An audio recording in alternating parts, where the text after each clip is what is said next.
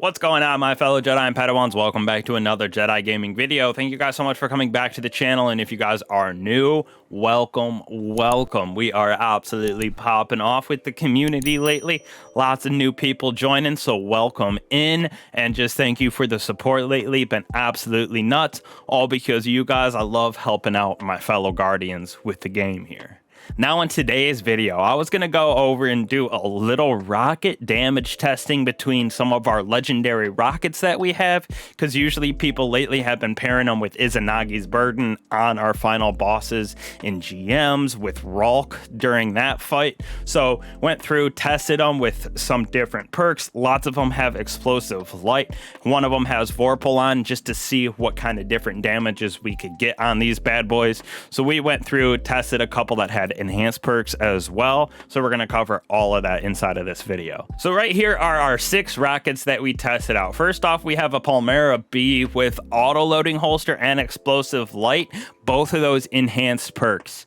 Next off, we have the normal Palmera B, same exact roll on it with impact casing, auto loading holster, and explosive light. This is just the normal version, seeing if there's any difference between those. Next off, we have the Heisen Vengeance right here. This comes from the Vault of Glass raid. This one has auto loading holster and Vorpal weapon on it.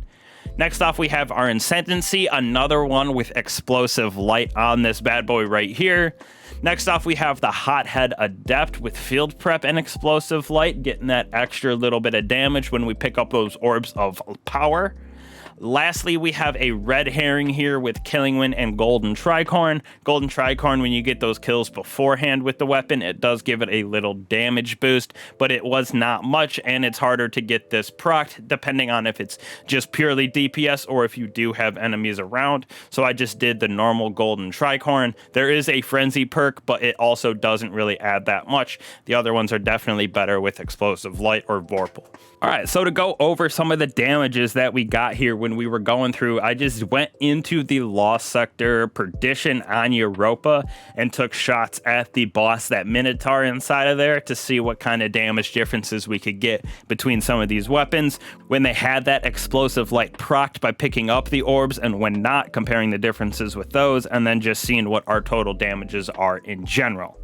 So first off, I tested our Palmera Bs. So the normal one was first. When it was charged up with the explosive light, we did 82,250 damage on the explosion, plus 24,382 for that impact of the rocket as well.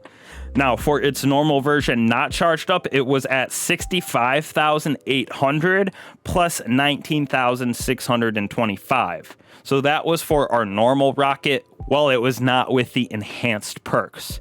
Now, our Palmera B, the exact same roll, but with enhanced auto loading and explosive light, actually didn't change the damage at all. The same exact numbers across the board. The only thing difference is the projectile speed is a little bit faster, and it does load faster as well, but not by much, only about a half a second on each of those when you're kind of going through that loading process, but it does add up when you're putting out DPS consistently. So the same exact numbers, like I said from before, they are on the screen right here. So next off, we're going to move on to our Hothead. Now, this is an Adept version. It doesn't really matter, just because those just gave us a little extra for our stats. Nothing like I'm not using Adept big ones or anything like that. Just every single rocket has boss spec on it, so it's purely just the rocket with the explosive light. So charged up, this one actually does a little bit more damage. When our Hothead is charged up with explosive light, it does that base 82,250 damage on the boss, but actually does a little bit of extra damage with that explosion and impact at 26,945. This is a difference of about 2,563 between the Palmera B and this Hothead for the most damage, which really isn't that that much in the long run, but like I said, over an extended period of time with, let's say, even 10 rockets, that's about 25,000 extra damage that you're putting on an enemy with the Hothead. Now, the Hothead, when it is not charged up, is also at 65,800 for its base damage, but again, does a little bit more extra damage on that explosion at 21,688 compared to that 19,625 that Palmera does. The fourth rocket that we tested right here is our Ascendancy. A couple seasons ago, our ritual weapon with explosive light kind of introduced the perk into Destiny. Now this one right here, charged up again for our base damage with this weapon, did 82,250 damage with the 24,382 explosive damage on top of that, so at the exactly the same as the Palmera B, which makes sense because they kind of do the same exact thing, almost look like a reskinned version of each other with that light precision frame tracking on its little rockets. Now, the same thing for not charged up, that 65,800 plus the 19,625 damage for that little extra explosion on it. So the fifth rocket on our list is the Heisen Vengeance from the Vault of Glass raid. Now, this is our first rocket without explosive light on it, so we're just going to be doing damage on the boss with Vorpal, getting that extra damage because of Vorpal. So for our damage on the boss with this Heisen Vengeance for this Lost Sector, we were doing 72,380 damage for that initial hit with the 21,667 initial damage on the actual hit. So compared to a not charged up any of the rockets that we've had before, our Palmera B's, Hothead, and Ascendancy, the Heisen Vengeance with Vorpal weapon does more damage than not charged up with that explosive light of our other rockets. But when those other four rockets that I explained before do have the explosive light by picking up that orb of power, they are doing a pretty significant more damage than our Vorpal weapon, Heisen Vengeance from the Vault of Glass. Now, that doesn't mean that you shouldn't be using Vorpal weapons, still very good, even with the changes to having heavies only getting a 10% boost compared to like a kinetic weapon having 20. So still a very good option for a solar rocket, and it has some pretty good perks you can get on it. Lastly, we have our red herring from this season. It's really not a bad rocket, especially for Void. I was trying to pick out some other ones that we had. I chose a crafting one with this golden tricorn to see if it was easier to proc than not, and in this Lost Sector it was, but I really truly think that it's not a very good perk for sustained damage, especially on boss fights. Even with Frenzy, it might help out a little bit with that extra bit of percent on the damage, but overall it really didn't make too big of a difference.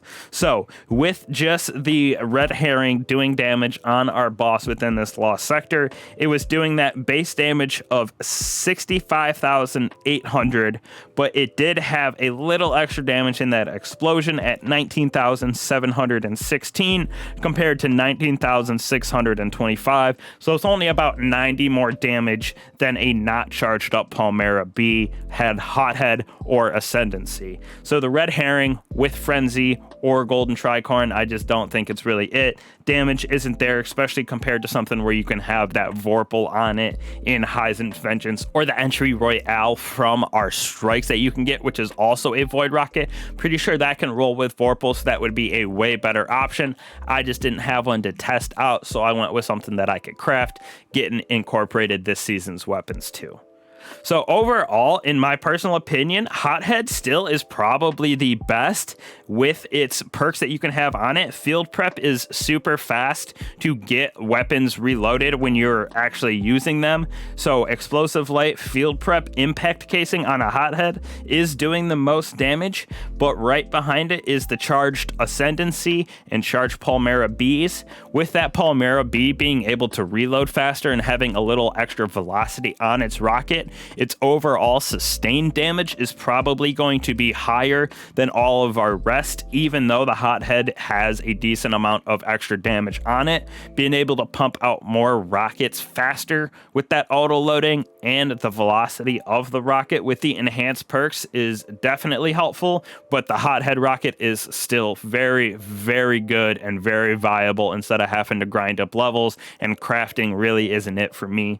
Followed after all of those with explosive light, we got our Heisen's Vengeance coming at fifth with damage, and then finally our red herring this season's rocket. For void, it's not really it, coming in last place via our damage, but like I said, you can get one of those royal entries from strikes and the Vanguard playlist, and those are nice for that Vorpal roll if you can get it.